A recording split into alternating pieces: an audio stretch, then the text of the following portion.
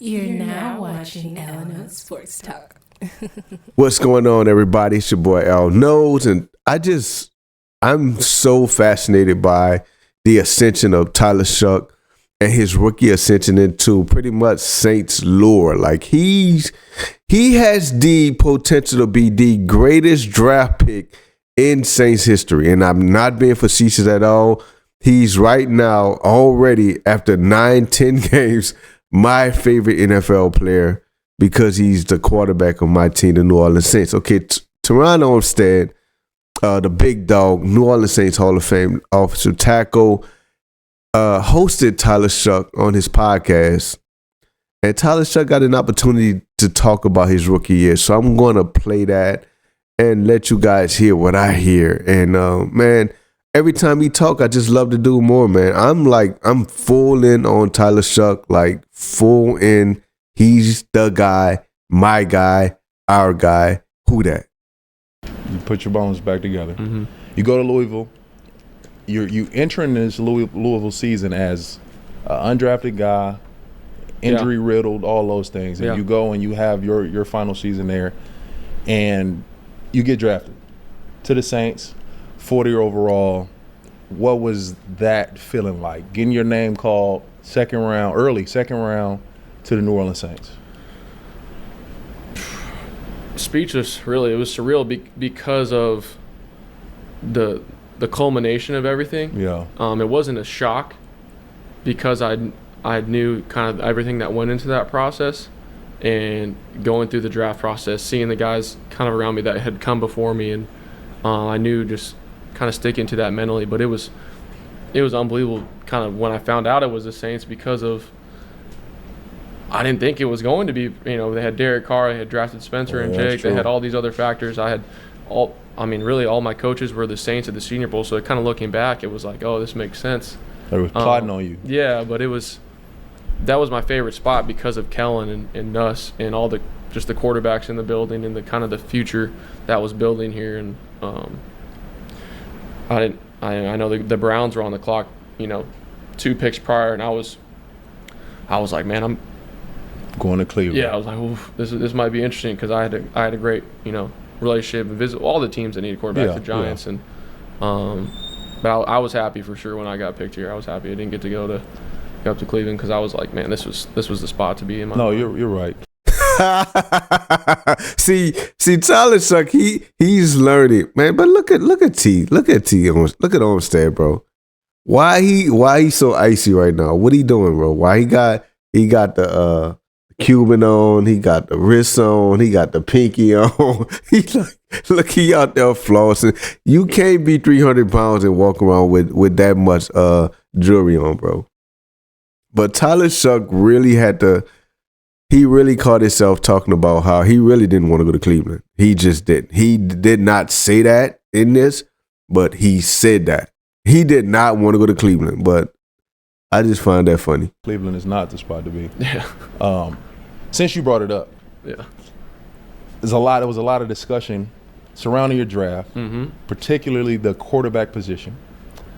It's a guy named Shedeur Sanders, and he was a big reason for it. A lot of discussion. What was your thoughts and your feel around Shedeur's situation, seeing that you see Cleveland as a spot that could potentially be for you? They ended up taking him in the 5th round. What was your thoughts around his situation? Be for you. They ended up taking him in the 5th round. What was your thoughts around his situation?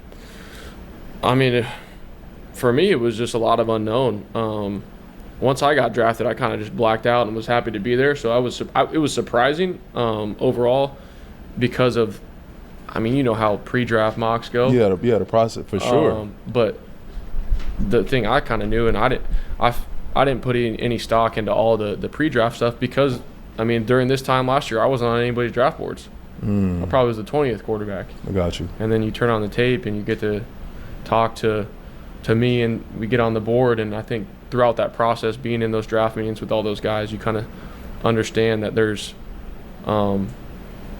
differences between everybody. But for me, it's still try and true. It doesn't matter where you get drafted or when you get drafted. As long as you get an opportunity, I think Shedeur has done a great job making the most of it. For sure. So I think he's had a great mindset, and I think that was probably the best thing was to kind of go into it and, you know, kind of go work for it, you know. And I think it was obviously with Dylan Gabriel too. I think it was interesting, you know, him getting drafted there. It was obviously there was a lot of questions drafting 2 quarterbacks, but Yeah. I think they kind of had a plan. And but yeah, I think for me, like I said, getting drafted to the Saints, I was like full focus. I had Drew Brees, the Mannings text me, Foster Moreau, all these guys like immediately. And I was like that. Man, this is home for sure. That's fire. Yeah. That's fire. So you come down to New Orleans. You go through mini camp and training camp and all those things. You're not named the day one starter. Spencer Rattler's a starter. What was that process like for you, sitting behind Spence, just, you know, helping out and watching the operation? Yeah. Okay, this is a great question, and I like his answer, and you're going to hear his answer. He's going to be kind of political because he wanted to start, but you can see that he knew that his time would come. And I think that a lot of fans, including myself, we were, and we still are, like, we're behind Spencer. We think that he's a starting caliber quarterback, but I think they both got an opportunity in the allotted time that they had. And Tyler Shuck just showed something else, you know. Like, I think Spencer, during the preseason and training camp, looked more mature, but Tyler showed in game time that I can not only step up, but I can elevate. And that's what we wanted. But I'm going to let him answer this question because I think it's a good question. What was that process like for you, sitting behind Spence, just, you know, helping out and watching the operation? Yeah. It was paramount for me because I didn't know what an NFL practice or game, the flow of a game looked like from a quarterback perspective of just managing that. And I think the coaches were really intentional with my process around that. And, you know, I think day one, yeah, I'm always, I want to play no matter what. I feel like I'm going to get it done regardless. But there was so much that I learned throughout that process where it's like you look back and you're like, who knows, you know? Do you think you were ready day one? To where I was week. That's another good question. Okay, I want to be side by side with that because I like that question. Were you ready day one? And I know a lot of commentators, and you know they're trying to pick at that because he looked so good the final 6-7 games that they. But you got to understand, it took processing, it took development. Like, he was a quarterback coming into the league, not understanding how to practice, not understanding how to train, not really having a process, not knowing what to do.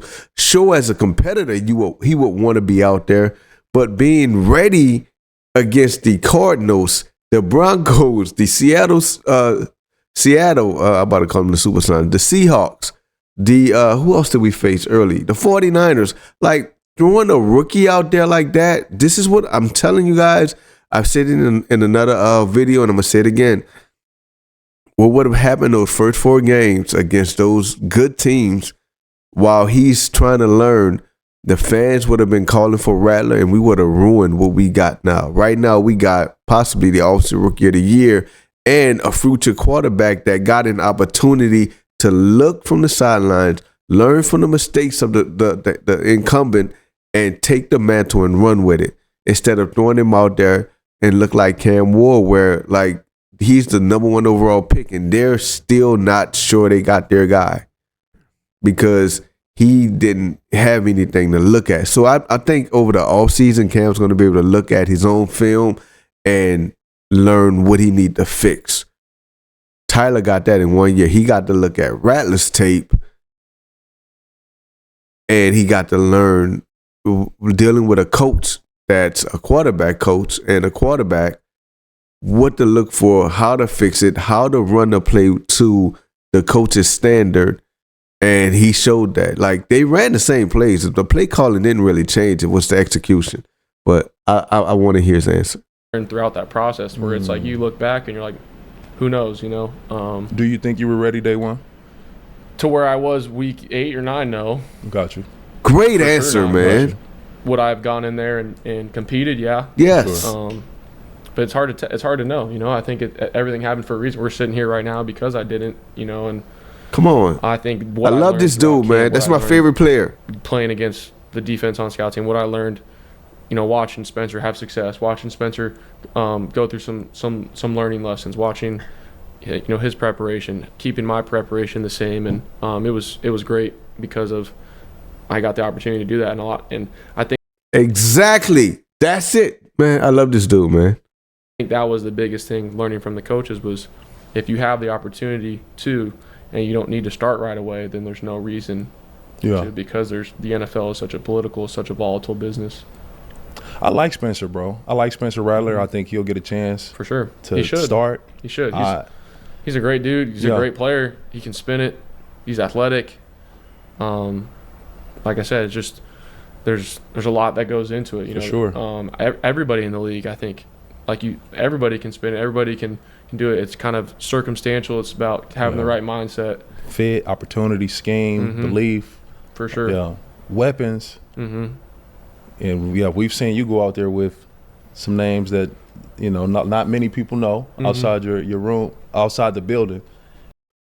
I like that about those guys, man. I like what he said. I like that he didn't really trash Spencer. I like that T Stead kept it cordial with the guys, and I like that Tyler, man. Every time I hear him talk, I like him more. This has just been like, y'all gotta watch the set, man. Shout out to T Stead, man, and the guests that he have on. Like Tyler Shuck, he's going on a little run now. He was in the bayou with my cousin, Terron Matthew. He doesn't know he's my cousin. He's my cousin.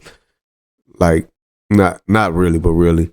But yeah, man. But this has been L Knows Sports, man. Look, I'm gonna drown y'all with Tyler Shuck, but this is my favorite player, man. His maturity at 26 years old, commanding the Saints.